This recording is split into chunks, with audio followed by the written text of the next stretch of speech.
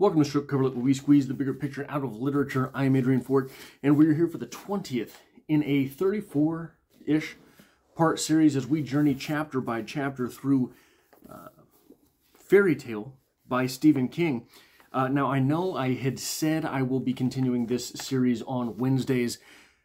It doesn't make a whole lot of sense to me. I'm an idiot. I should have said Thursdays. Thursdays makes a whole lot more sense if I'm doing 2 videos per week. It gives me a lot more time to prepare the videos for this actual thing that we're doing here. Now, hey, it really helps me out here on the channel if you decide to hit that like button at some point in time. And if you want to help me out with what I'm doing here on the channel, that really does the case. But also, if you are here in order to partake in Stephen King goodness, you might as well leave a comment so that we can address these comments in future videos.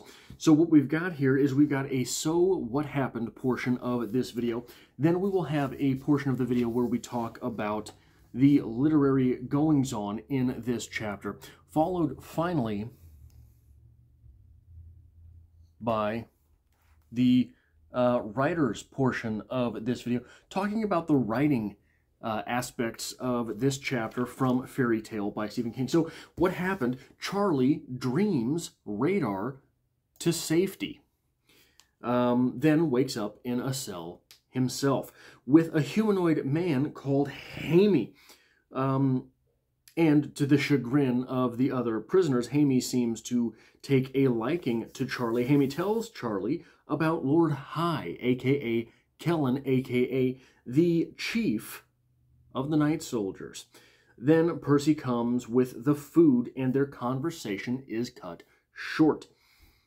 Then they sleep before being awoken by night soldiers, one of whom beats Charlie as they take the arduous journey to see Kellen. In his red smoking jacket, by the by. Then we spend some time with sophisticated villain Cliché. Kellen.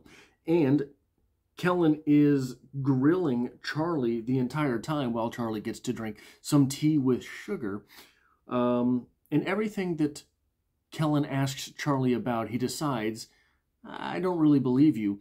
We're going to take you back to your cell, but before we do, I want you to go ahead and stop by some of the torturings that we have going on here, just to sort of sample things, get an idea of what things could be like here in the torturings department. Now, the first thing that I want to say about the sort of literary goings-on here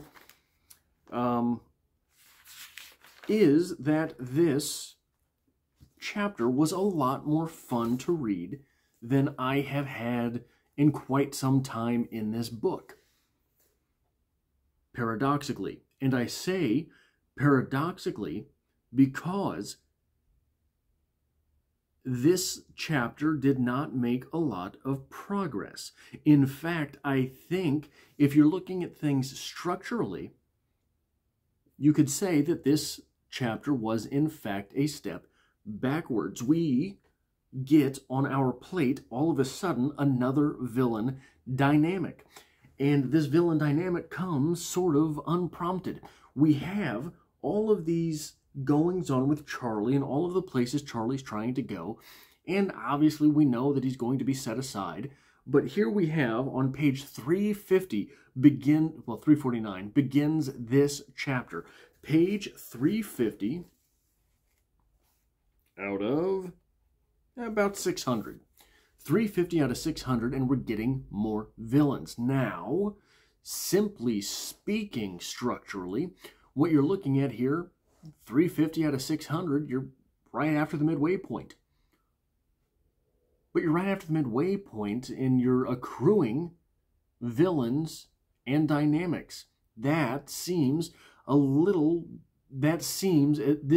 as if it will be difficult to contend with in a timely manner. It's a little bit, I think, when you're looking at things from a structural integrity standpoint, a little bit of the fault of the beginning of this story and how we spent so much time really sort of spinning our wheels and going nowhere with Charlie and Bowditch.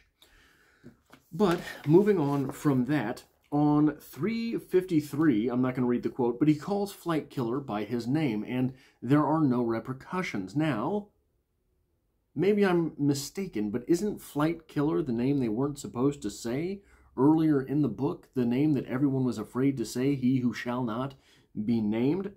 So for us to be in the realm of magic, as we are, as has been explicitly stated here by Kellen, and not have magical repercussions for the seemingly magical conundrum of saying someone magical's name is a little bit disheartening from a story standpoint. A small thing here on 356, he mentions Hy-Vee Market. Now, I'm from the Midwest. I've only lived in the state of Missouri, but I've lived in 3 separate states, or 3 separate cities in the state of Missouri. One 60 miles north of where I live now, and one a few hundred miles to the east. Hy-Vee isn't even all over the Midwest. Hy-Vee, I believe, has like an 8 or 9 state footprint. It makes me wonder if Stephen King spent time Googling grocery stores in the Midwest. So when I moved to St. Louis, we did not have Hy-Vees out there. We had, what was it, Schnucks, I believe is what it was called, and an independent grocer much closer to where I lived than the Schnucks. But yeah, it is just an interesting little tidbit for me, being from the Midwest, to see Hy-Vee pop up in a Stephen King novel. On 359, we get this bit from King. I was taken God knew where by an undead creature that looked quite a bit like the Skeletor action figure I had when I was small.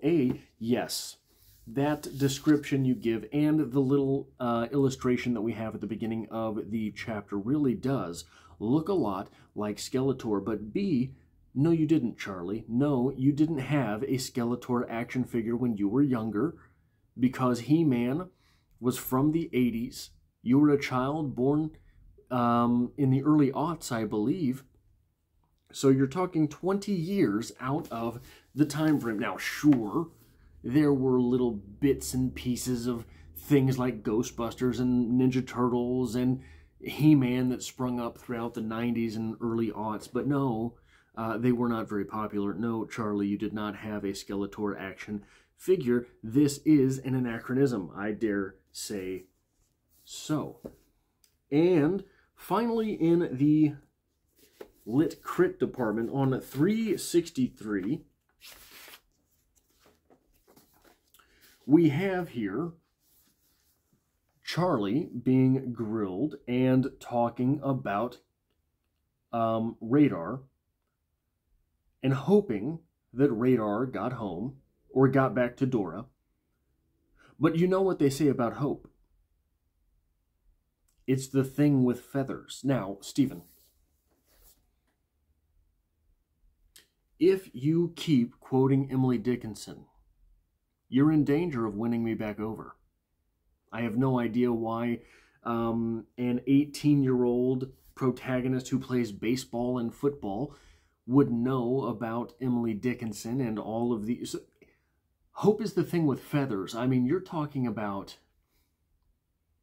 the 15th poem down the Emily Dickinson totem pole. So I don't know how Charlie finds himself so familiar with that phrase as an 18-year-old athlete, but okay, I'm willing to take it. I am willing to keep that with me, and I'm willing to look forward to future quotes from Emily Dickinson in this book. But on 349 into 350, I just want to read where we begin this chapter. Just a little. It's the entire beginning of the chapter, but I'm not going to read the whole thing. Radar fights the urge to turn back to the new master, to return to the gate and jump up, her front paws scratching for entry. She doesn't do it. She has her orders and runs. She feels like she can run all night, but she won't have to because there's a safe place she can get in. Slap, slap. She lopes on, body low to the ground. There's no moonlight, not yet, and no wolves howl, but she feels them near. If there's moonlight, they will attack. And she senses moonlight coming. If it does, and they do, she will fight. They may overwhelm her, but she will fight to the end. That little bit there, we leave first-person narration. Now, it's jarring, extremely jarring at first, but it is explained away as the fact that Charlie is laying there dreaming sweet radar to safety. However, this is, it has to be said, one of the weaknesses of first-person narration. We are only privy to the observations of our narrator. It's one of the weaknesses of first person. If you want to do something out of first person, don't tell the story in first person. It is extremely limiting for the writer and extremely limiting in the best ways. Because if you were telling a story from a first person narrator, of course, we do not get to leave that first person, as we did in this passage. And if we do, it has to be explained away through a dream process, etc., etc. But I say it's limiting in the best ways because every reader you have as a writer, every person reading your story is their own first-person narrator. Every person reading your story has no idea what other people are doing at that moment in time. In fact, every person reading your story has no real idea what it's like to be anyone else. No person reading your story has any claim to someone else's thoughts, just like your narrator.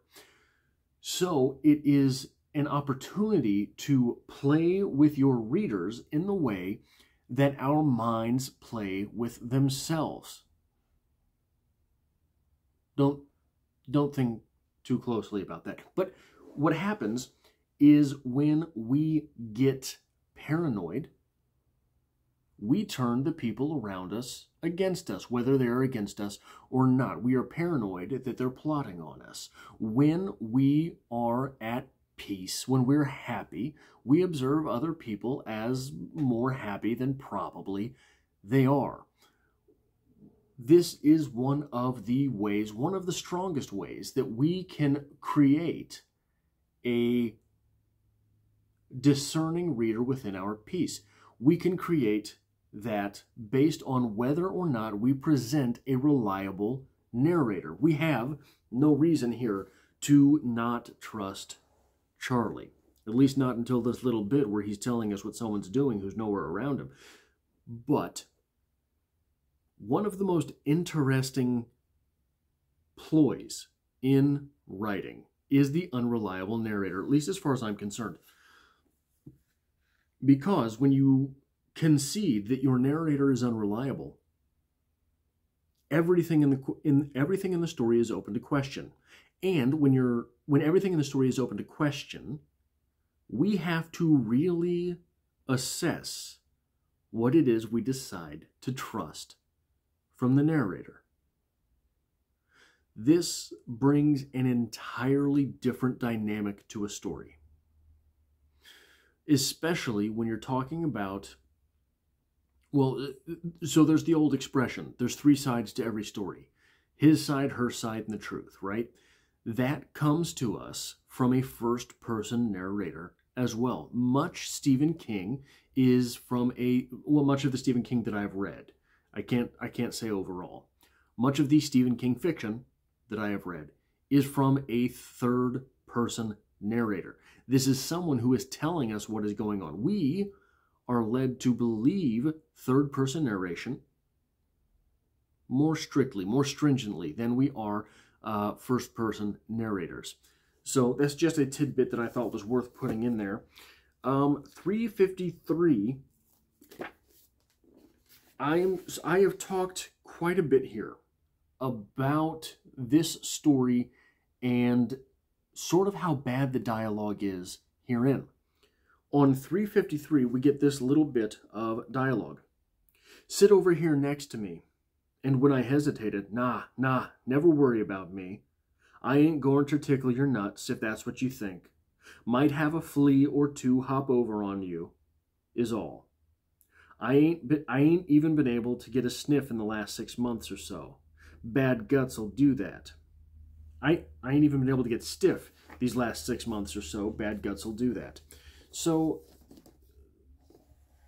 that little bit of dialogue made it pretty clear to me exactly the problems that I've been having with the dialogue in this novel. And what it is that in this book, he's circling. The dialogue is circling a lot. Now, real dialogue does not always go linearly. Oftentimes, we'll go along, we'll forget, we forgot a detail we should have put in there. We'll correct that detail, go forward, and then, you know, sort of like that. We'll loop back, but we won't talk in circles. Looping back and talking in circles are different things. Looping back is necessary to convey the full message of what it was that you were going to say. Circling back is just conveying the same message over and over again. So, we are told, Charlie is told, come sit next to me. And then is told this, don't worry about me. I ain't going to tickle your nuts, if that's what you think.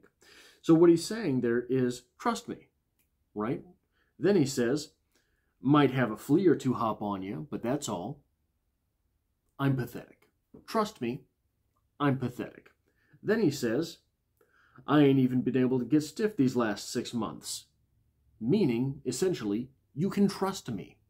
And then he says, bad guts will do that to you. I'm pathetic. Trust me, I'm pathetic. Trust me, I'm pathetic. That is talking in circles. And it is sort of, it's sort of troubling in this novel. We get that sort of thing, I think, over and over again. And that's why some of the dialogue feels so clunky. On 355,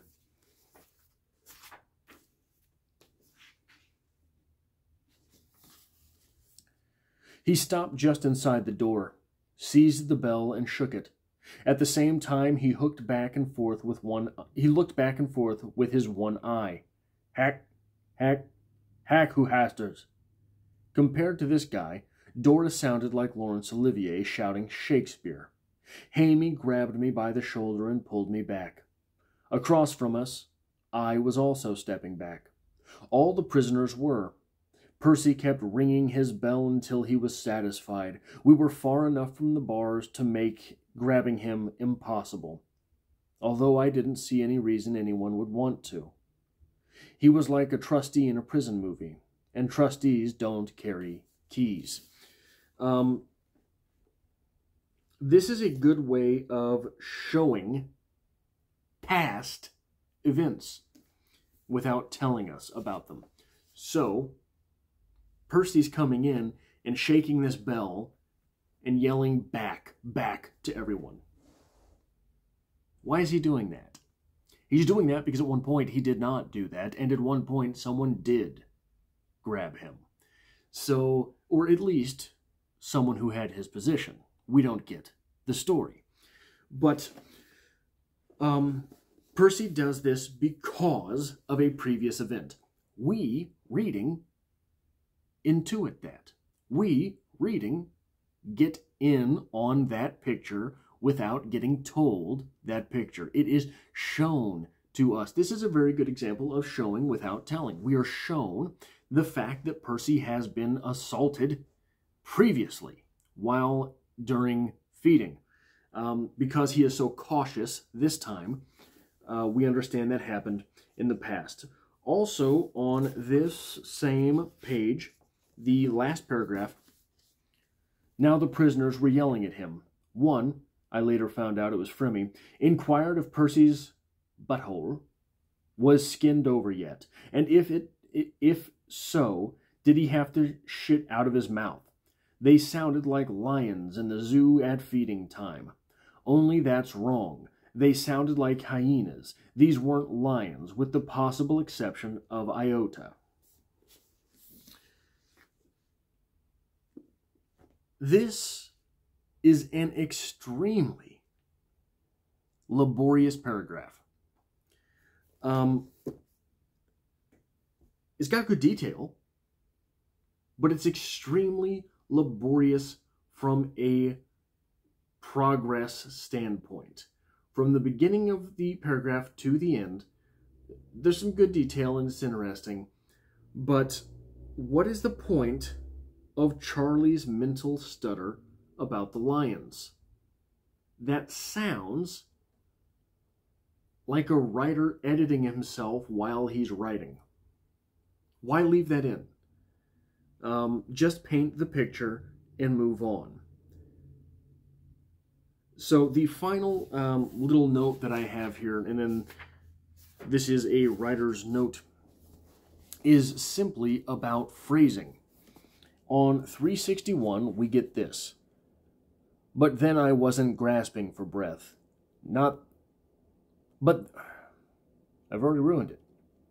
But then I was gasping for breath. Not the thing behind me, which wasn't a surprise. He was dead, after all. So the ambiguity, which often finds itself in the English language, suggests here with these same few sentences two things.